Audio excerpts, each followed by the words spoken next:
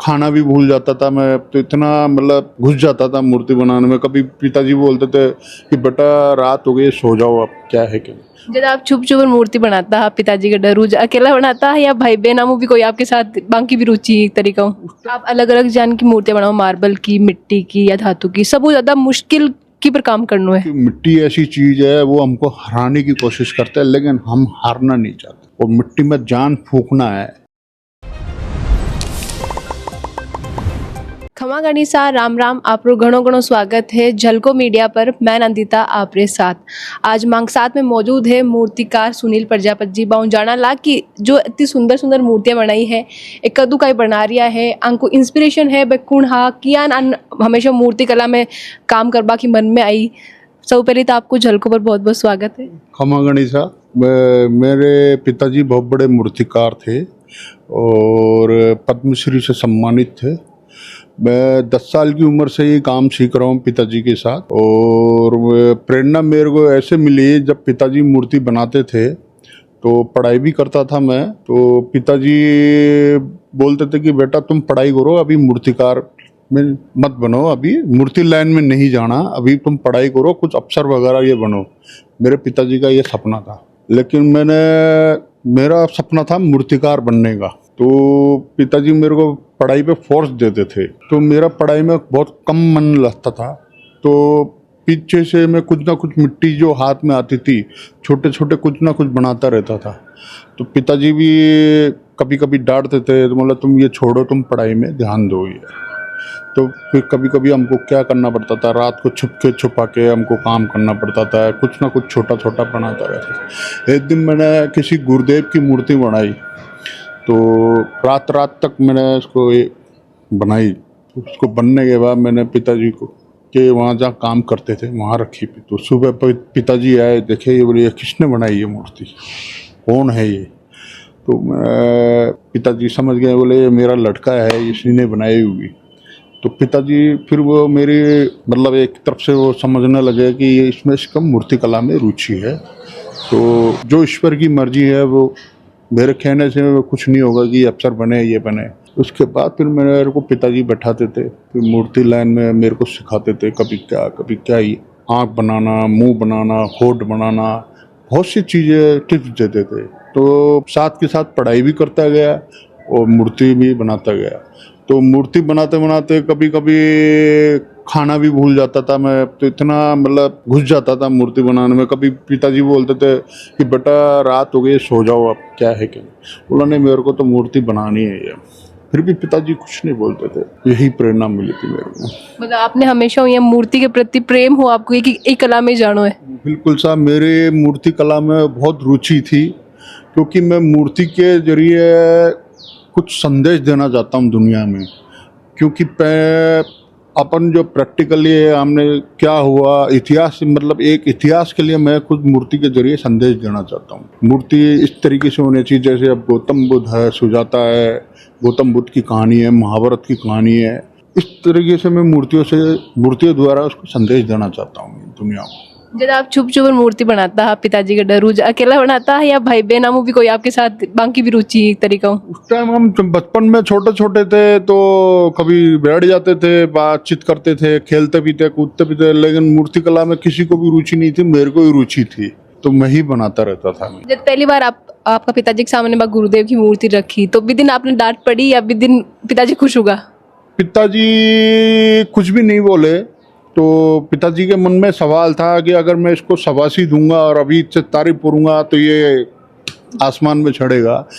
तो पिताजी इसमें कुछ ना कुछ कमी निकाली कि बेटा इसमें ये कमी है, ये कमी है। तो मेरे दिमाग में ये जुनून हो गया, यार ये कमी है तो मेरे को करना है इस कमी को पूरी। फिर भी मैं उसको कमी को पूरी करता था। पिताजी फिर बोलते थे बेटा इसमें ये कमी है, तो उसमें उस कमी को पूरी करते करते करते मैं ऐसे मूर्ति बनाता गया, और भी अच्छी से अच्छी मूर्ति बनाता गया। तो जब तक लास्ट में यही कहते थे कि बेटा इस मूर्ति में ये कमी है, ये कमी है। तो जब पिताजी का जब लास्ट था, जो कोविड में उनकी डेथ हुई थी, उससे पहले भी मैं लॉकडाउन में काम करता था यहाँ पे। तो पिताजी भी उस टाइम भी लास्ट स्टेज में मेरे को कहते कि बेटा इस मूर्ति में ये कमी है। तो मेरे दिमाग में ये बैठी थी मूर्ति में कमी नहीं होनी चाहिए, बढ़िया से बढ़िया बनाना है इसको।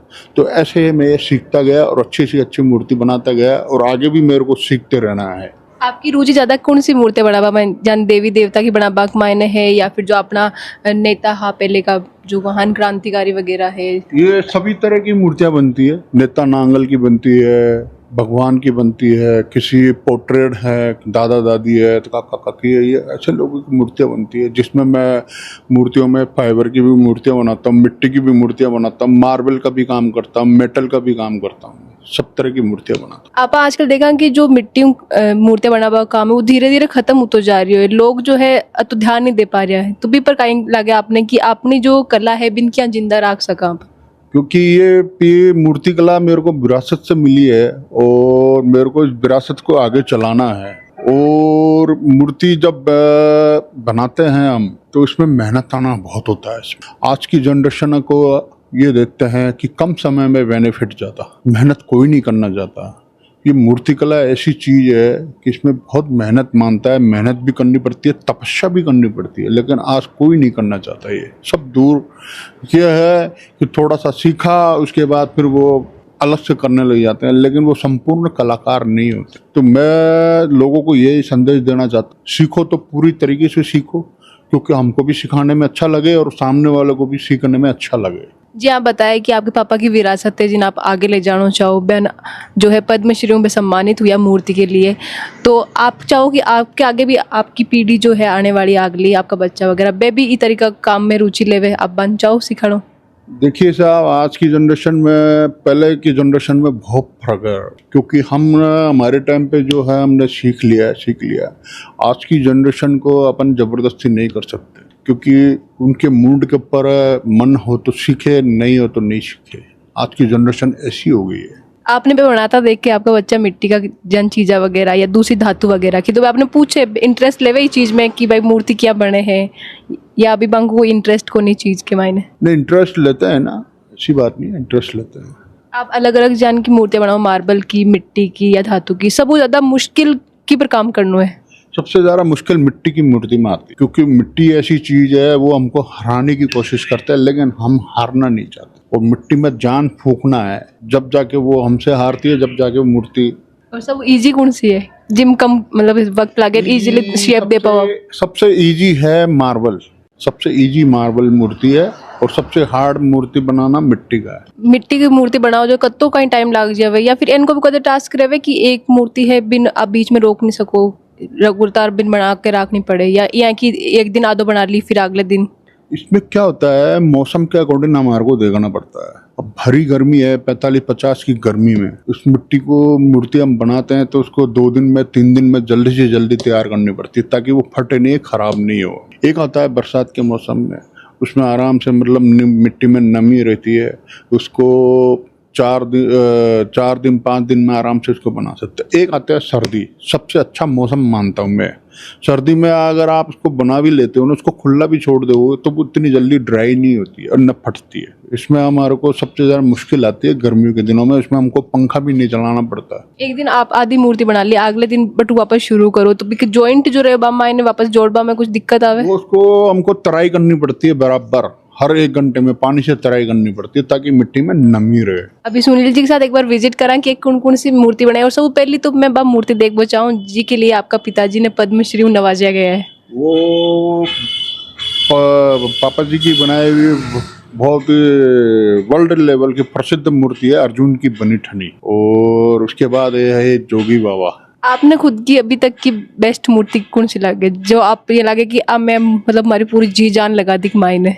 वो मैंने बनाई है, लेकिन अभी मैं उसको ओपन नहीं कर रहा, अभी तैयारी में है। वो मेरी एग्जीबिशन है JKK में 4 से 7, वहाँ मैं ओपनिंग करूँगा मूर्ति की। तो वो अब तक की मेरी सबसे बढ़िया मूर्ति वो बनी है। तो अब आपकी मूर्तियां जो आप बनाया मैंने देखना चाहूँ, दर्शकों ने भी दिखावा चाहूँ कि जो सुंदर मूर्तियां हैं विक्की तरीका तैयार हुए मिट्टी वगैरह। तो आप मूर्ति है जगह के वास्ते आपके पिताजी ने पद्मश्री मिली, आपने राजस्थान की जो कला है बनी ठनी, यही मूर्ति है जो पापा जी को प्रेरणा मिली थी बीकानेर में, किसी के यहाँ हवेली में गए थे, तो पापा जी ने वहाँ एक जो है अपने ठकुराइन जो होती है, उनकी पीली घूंघट की यहाँ थी उनके, तो उनको देखा। पापा जी के दिमाग में बैठे कि मैं ऐसा कुछ बनाऊं जिससे मेरा नाम हो। उस मूर्ति जो ठकुराइन को जो देखा, उनका पीली लुगड़ी का जो है इनका, वो देख के फिर पापा जी अगले दिन जयपुर आए। उसके बाद फिर ये मूर्ति बनाना स्टार्ट किया।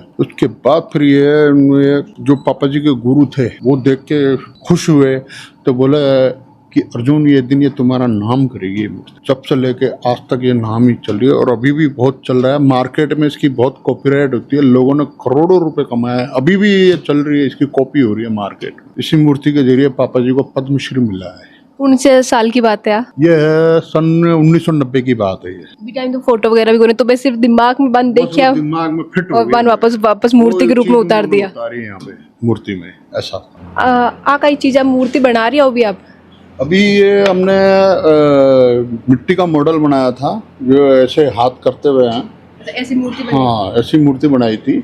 उसके बाद हमने ये पीओपी का सांचा लिया है और ये प्रिंट हो जाता है पूरा इसके अंदर। ये प्रिंट होने के बाद फिर इसको फाइबर्स में केमिकल का रेजन करके इसको पेस्ट कर देते हैं, फिर डाई को तोड़ के फिर फाइबर की मूर्ति निकलती है। ये तो हर मूर्तियों पहले अपने ही तरीकों में पीओपी को सांचा बनाना पड़े? पहले पीओपी का सांचा बनता है, उसके बाद फिर वो फाइबर में इसमें कन्वर्ट कर। ये मिट्टी, ये देखिए बिल्कुल नरम मिट्टी होती है ये हमारी, नरम मिट्टी से हम इसको बनाते हैं। अब जैसे कि अभी है, अब इसका हमने नाखून बनाना है, उंगली है, अब इसको हम नाखून बनाएंगे। ये ऐसे ये औजार होता है हमारा, ये नाखून इस तरीके से, ये नाखून उंगली को नाखून अभी आप मांग सामने बनाया है।